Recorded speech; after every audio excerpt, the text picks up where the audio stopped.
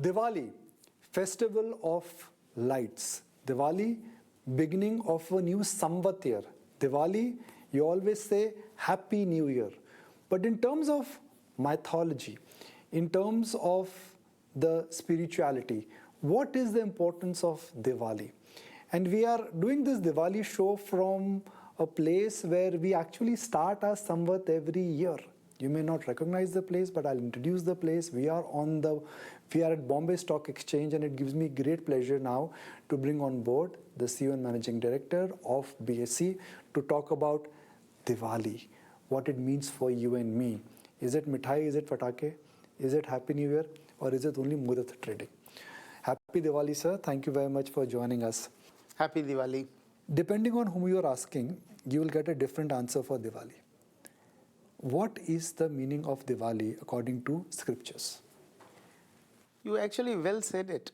Depending on the person whom you ask, you will get a different answer. But what is the underlying truth? Everybody is celebrating Diwali. So this is what I feel as unity in diversity, in actuality, if you look at it.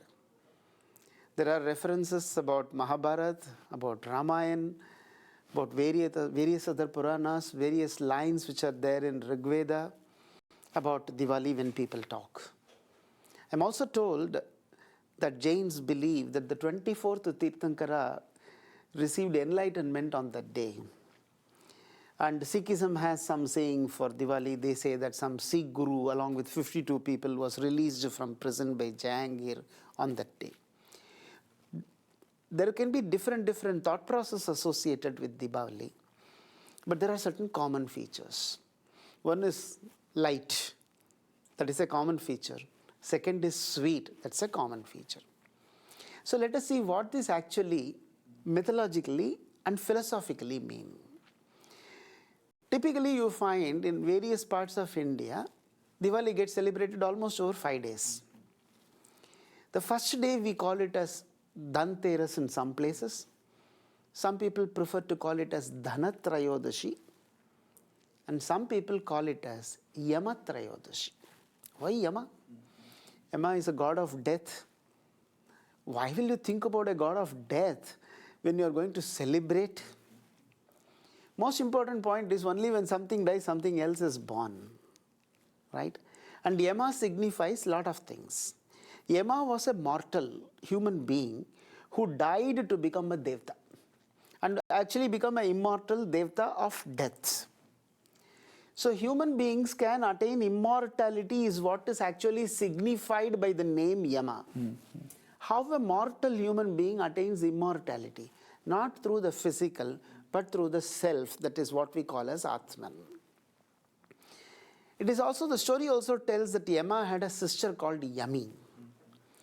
And their affection was so much, one day Yama gave a Vardhan to Yami. And he told her, whatever you want, you take. She said, I want to become a river so that I can serve humanity. There are 3 types of Rin. Rin means debt. Loan. Talked in our mythology. Yeah. Deva Rin, Manushya Rin, or Pitra Rin bolte hain. All the 3 get actually attacked in the Diwali festival. This is Samajik Seva jo hota hai, that is for the Manushya Rin. Okay. So that is what is epitomized on that Trayodashi day. That day people worship Kuber. Kuber is god of wealth. God of treasure. He's a treasurer. So we all know that he has a lot of money. But what we do not know is he has very poor health. And he has a perpetual skin disease. And he looks very ugly. Yes. So physical wealth actually is ugly, is what is signified by Kubera. And by worshipping him, we are reminded that this is what happens. When you just go behind physical health, it is ugly. That's not wealth, that's not going to help you. When we talk of light, we clearly understand light is ignorance going away by intelligence. Intelligence is light, ignorance is darkness. Bad, good, evil being conquered by good. That is one another interpretation of light, which is exactly what you celebrate the next day. You call it as Naraka Chaturdashi. You know the story of Narakasura. It's also called Choti Diwali. Correct. So Narakasur being killed by Krishna and victory of evil over good. What is evil? What is good? Is evil outside? No, evil resides inside you. What wins the evil inside you? Your self, your wisdom. There are three types of wisdom we talk about: Paroksha, Aparoksha and Pratyaksha. Pratyaksha Gyan is what you see and you realize. That means you are realizing something, you are understanding something through your sensory organs. But they are not permanent. What you see today does not exist tomorrow. What you do not see by inference or by somebody else telling when you are realizing, that's called as Paroksha Gyan, through somebody else's eyes. These two are temporary jnana. They don't give you permanent ecstatic joy. What gives you permanent ecstatic joy is aparoksha jnana, which is you realizing and you getting enlightened. That's why some people celebrate as Tirthankara's enlightenment. Diwali is about enlightenment. Diwali is about immortality. Diwali is about realizing self and the pure joy associated with self. Many people think joy as very different things depending on the levels of evolution they are in. If you are at a very basic level, food is what is joy for you. If you are at a slightly higher level, some other thing, maybe a car or a house is joy for you. After that, some bank balance could be joy for you. When you reach a state of enlightenment, all this becomes insignificant, and for you, joy is yourself. You are joy personified. So this is what again Diwali tells. The next day is Amavasya, which is the darkest night. Yes. And you light lamp on the day. What does that mean? New beginning. New beginning, and you are bringing knowledge to take away ignorance, goodness in you to take away the evil. There are 6 enemies within you: Kam, Krodh, Lobh, Moh, Mad, Matsarya. These are the enemies. These are the evils. That's what you fight. That's what Diwali signifies. Okay. It's also believed on that day Ram came back to Ayodhya and the streets were lit. The word Ram means Ramayati iti Ramaha. That is, enjoyment in self is Rama. And that happens in which place? Ayodhya. Yodhum ashakya Ayodhya. One which can never be conquered. What is that? Self. When your joy rests in self, that is when you realize you are nothing but joy, Anandam, Sat Chit Anandam bolte hain. When you realize that, that is Diwali. That's what Diwali actually signifies. The next day we talk about Govardhan. Yes. That says when you have realized self, lifting mountain is not difficult for you. You are limitless. You as yourself, you are limitless is what is signified by that story. The next day story is Bahu Beach. It talks about Yami, the brotherly affection and what you give back. On Amavasya day, people do oblations to their Purvaj, which is Pitruranka taking care of. Devaran, Lakshmi Puja and other Puja happens. As I said, Manushyaran, the Samajik service of Yami by becoming Yamuna is being worshipped. So Diwali in that sense therefore is a very complete festival. It has a lot of philosophical meaning, a lot of esoteric significance. That's why one and all people celebrate. I'm not sure whether you are aware of this. Even in the southernmost tip of India, on that day they believe if they make warm water and they take bath in it, in that warm water Gangaji comes. So any pot of warm water is considered as Gangaji. Ganga is बहती है north में, south के लोग भी वही मानते हैं. This is unity in diversity. वाकई में भारतवर्ष महान है. सो जब हम हैप्पी दिवाली बोलते हैं, the happy Diwali is a recent phenomenon. English सीखी हमने 300-400 साल पहले. What would you say before we used to say happy Diwali? Today every time we say happy Diwali. So original statement which used to get happen in every other places, the most important significance moment of Diwali in traditional times was Abhyangan. Okay. On that day, before the Amavasya starts, people used to slightly warm up the oil and put on their head and take bath. And that bath is considered as taking bath in Ganges. What taking bath in Ganges mean? Washing away all your sins and becoming pure. What is the only purest thing in the world which is being talked about? Atman. So you realizing self is what is indicated. So people used to ask, have you completed Ganga Snan? Yes, Ganga Snan. So that's the only way in which people used to greet earlier. Aapka Ganga Snan hua kya? That is the way people used to start the greeting on Diwali day. So Happy Diwali is more like a modern version. Convenient and modern. Modern, but at the same time it conveys, if you look at it. Yes. Joy, happiness is a brother of joy. Joy comes within. Happiness comes because of a happening. What comes to you as a sensation because of a happening is happiness. So you are dependent on a happening to get happiness. If it is joy, it is self. Always Atma Ramaha bolte hain, Sthita Prajna bolta hai Bhagavad Gita mein. Where no, you don't depend on anything for you to remain joyful. You are eternally and permanently and by nature you are joyful. So that is the next stage. The starting stage is happiness. So that gives you a glimpse of what joy is. That's why we, even if you say Happy Diwali, you are in line with the principle and philosophy. Okay. Now, its philosophy of Diwali is centered around joy, happiness. It is also centered around self-reflection and perhaps understanding your own self and trying to perhaps get rid of the 6 evils you have.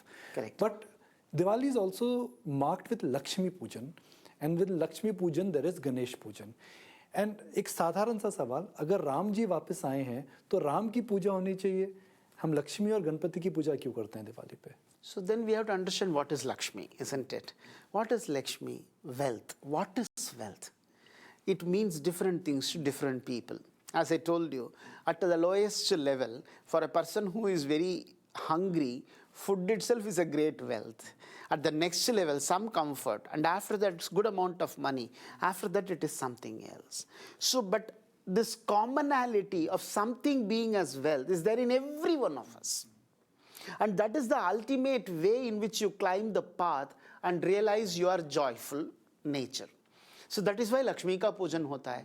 And Ram, if you take as a character in a story, I told you what is the philosophical meaning. Of course. We all are living in the place where Ram lived and signified the qualities what we are talking. So that is why the underlying fact is the victory of Ravana, who was evil, by whom Rama. Who is Rama? The enjoyment in self. And where he is going to Ayodhya, what it is? Unconquerable. What does that mean, Atman? The immortal Atman's realization conquers the evil, and how that, what is that resulting in? The wealth of what? The joy. Joy is the biggest wealth. Atma is the biggest wealth that you have. Yes. You think of it. If you are not going to realize yourself, and if you are considering yourself as body, what wealth you are enjoying after some time? In younger days, younger boys feel very happy in eating lot of sweets. After 10 years, 15 years, they get diabetes, they cannot eat it. So where is the joy coming in? If it is dependent on outside, it doesn't come in. That's why you start with Lakshmi Puja. And whatever you start, the culture in India is, first you will think about Ganpati. That's why you start with the Ganpati ka puja and then a Lakshmi puja. Lakshmi means prosperity, wealth.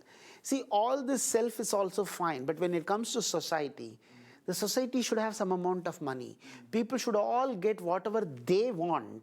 And there are tara ka log. Some people require some amount of money. So spreading of wealth is very important. And that's why Lakshmi ka pujan becomes very important. Okay. You are not just thinking in a selfish way. You are also talking about a samajik way. And the entire society should prosper is a noble thought that you have on Diwali. Therefore, that is the reason why Lakshmi pujan happens. Okay.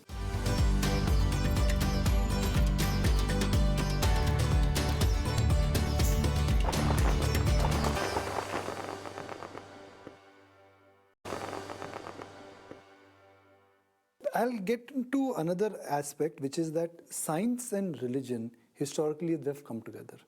Science was, in a sense, conveniently forged with religion, and then they became folk stories, and that's how we implemented it. So when it comes to Diwali, one is the spiritual and the philosophical part.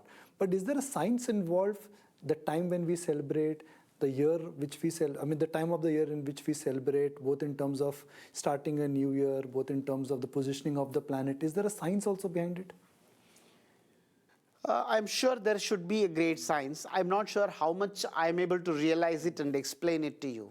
We generally celebrate it in the month of Kritika, Kartik Amavasya. In our philosophy, we consider Amavasya as a full, complete day. See, it's not full moon which is complete alone.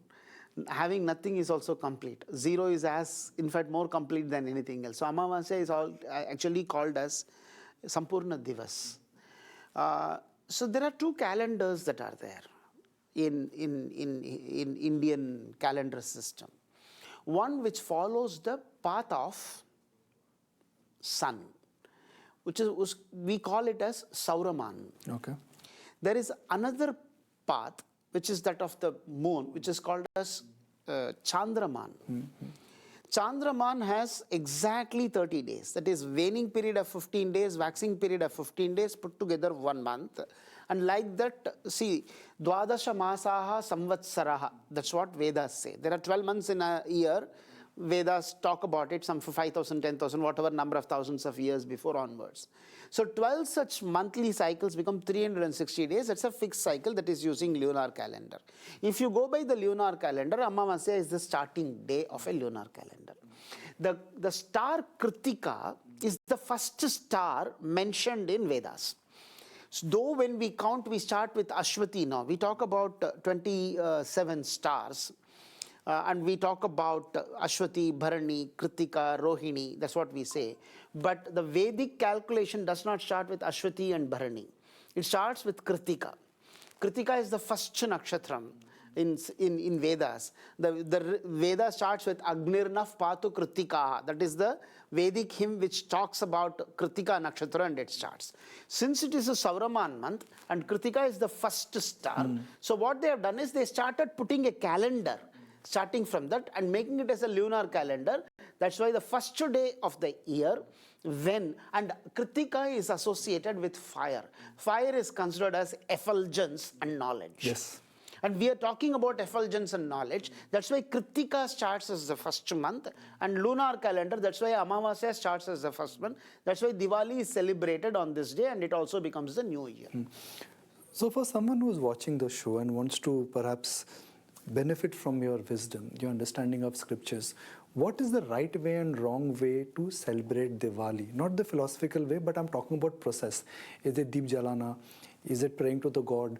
What, to your mind, spirituality and religion, philosophy, if you have to blend together, is the right way of celebrating Diwali, the process? See, process has two parts. One is the ritual, and second is the spiritual part. What is the difference between the two? Ritual can be mechanical. When you put spirit into the ritual, it becomes spiritual. So any ritual without spirit is only going to be a mechanical activity. Notwithstanding that we will do ritual because that's only will make it spiritual at some point of time. So what should be the spirit? What should be the ritual? If that is the way I look at it. Typically the rituals becomes on Dhanteras day. There is a Yama Deep Jalaneka pratik. So people typically put a lamp. So in different houses, different things they do. In some houses outside their house, in the angan, they keep as many number of lamps as people are there in the house. That's the only day south-facing lamp is lit. Otherwise, south-facing lamp signifies death. That day, it actually signifies immortality. So they do that. That is one way. Or some people put a lamp on all four sides. They put wigs. That's the first thing they do on Trayodashi Dinka, end of the day. That is in the evening, Sandhya Kal. Sandhya Kal has a lot of significance in our mythology and scriptures. Sandhya Kal is the time when you look at it, the sun returns back to his home. Well, it's a story. Look at it that way. Look at this way. What it means is things going back to the self. See, all of us originally where we have aberrated from there. Yes. Because of aberrations, we have lost ourselves. So if you regain yourself, that is Sandhya Kal. That is also signified. Go back home, settle down. Din khatam hai. That is what is Sandhya Kal. And Sandhya Kal is also signified. The birds would come back. Sandhya Kal is when the birds not only would come birds, back. also the cows. Yes, right? cows and birds would so come the back. time is also called as Godhuli time. What is Godhuli time? In Hindu mythology, it is believed the very presence of cow is purifying you of all your sins and all your ill thoughts.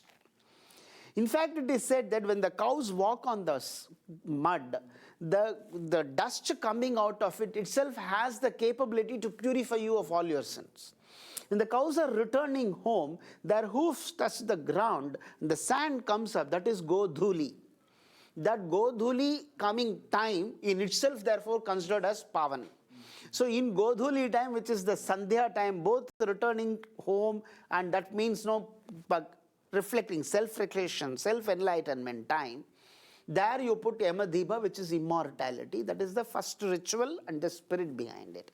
Some people worship that day Kuber, who is the god of wealth, used with gold pieces and whatever it is. That is you buy metals, you put a kodi, depending on which part of India you are in, which part of the world you are in. So that again is for prosperity and wealth. That is material.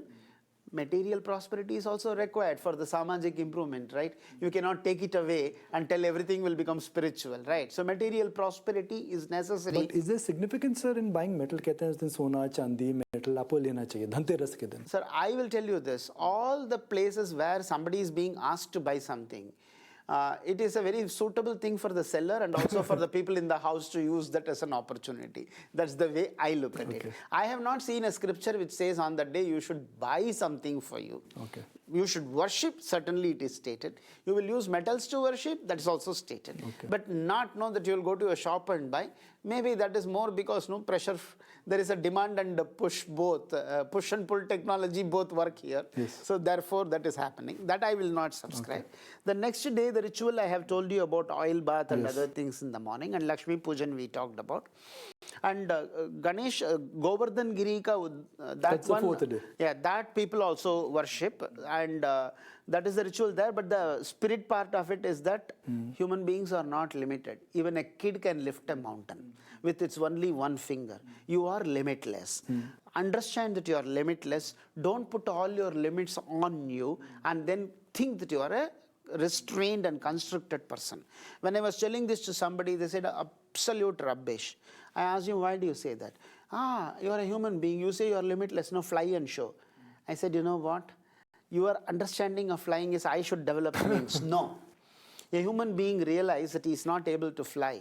Like you, he did not say that is a limit. You know what? He invented a flying machine that not only made him fly, along with him, thousands of people to fly safely. To wherever you want. So don't ever think that human beings are limited. They will find ways to express their limitlessness. That's what is the spirit behind that Govardhan Giri. A small kid with its one finger can lift a mountain. For what? For saving society. Saving souls. That is what is the most important part of it. If you want to dedicate yourself for your social service, you can make yourself limitless and you can do whatever you want. Nothing is going to constrain you. It's the spirit behind it. So before I wrap, been in television from 20 years now, I always had the pleasure and honor of doing Muhurat trading on this floor of Bombay Stock Exchange. What is Muhurat trading? Why there is a fixed time? Why does exchange trade that time? Is there a science, is there a philosophy, or is there convenience behind it? See, it's not a convenience, I feel, because not till I know of whatever this market is, people have always traded during the Godhuli time. The reason I told again, what Godhuli is Godhuli. And evening matches, Yeah. So it's a very well thought time which has been taken. Yeah, typically the Godhuli time as per the calendar, that's what I have seen in whatever amount of experience, limited experience I have in stock market. They use the Godhuli time to trade because they consider it as the most auspicious. They're starting a new beginning, Samvat. So they people will all do what they know well when they are starting a new year, right? What traders know well? To trade in the market. And it is an auspicious time. And Godhuli time is one of the most auspicious time, and it is Kritika Amavasya then, and on that day all these things about evil going away, enlightenment we are talking about, and we are talking about prosperity. What traders know is trading. So that's why the significance of Muhurat trading. What does the word Muhurat means? Muhurat is a specific time that you have fixed. What is the specific time that has been all along fixed is that Godhuli time. So traditionally, this is what I have seen. I came with a lot of curious questions, and I'm going with a lot of knowledge, and I'm going with a lot of thoughts which individually I would like to implement. I've been coming on this floor from last 25 years now. Every time I've come here, it's been about understanding business management, market cap, listing. It's all about, fanfare, about numbers on the Bombay Stock Exchange. But today I'm going back with takeaways where if I learn, implement, and perhaps try to think through the philosophies of life, how can you become a better human being? So thank you very much for enlightening us. Namaskar. Happy Diwali and thank you very much. Thank you. Thank you very much.